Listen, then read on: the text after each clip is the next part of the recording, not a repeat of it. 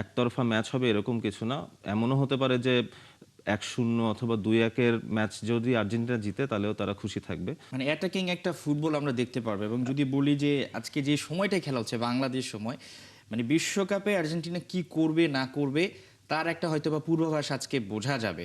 কারণ আপনি দেখেন যে যেটা আপনি বলছিলেন, আলজেরিয়া তুলনামূলক দুর্বল প্রতিপক্ষ আমরা যদি বলি, এবং সেটা আফ্রিকান একটা দল।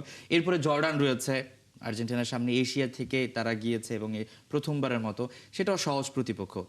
অস্ট্রিয়া ৩-১ গোলে তাদেরকে হারিয়েছে। সো আপনি কি মনে করেন যে বিশ্বকাপে আসলে আর্জেন্টিনার দৌড়টা কত দূর হবে, সেটা আজকের ম্যাচ দিয়ে বোঝা যাবে কিনা?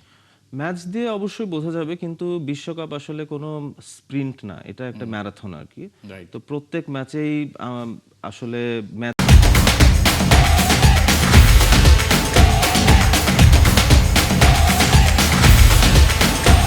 বাই ম্যাচ আর্জেন্টিনাকে আগাতে হবে। আগের ম্যাচটা ৩-০ গোলে জেতা হয়েছে।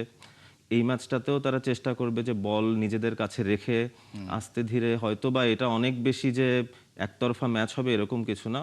এমনও হতে পারে যে ১-০ অথবা ২-১-এর ম্যাচ যদি আর্জেন্টিনা জিতে তাহলেও তারা খুশি থাকবে। কিন্তু এইটাও আসলে ধরে রাখতে হবে যে এই ম্যাচটাও তাদের আসলে নিজেদের মধ্যে একটা বিশ্বাস নিয়ে আসবে, আত্মবিশ্বাস নিয়ে আসবে যে এরপরে তারা ইউরোপিয়ান টিমদের সাথে কেমন করতে পারবে।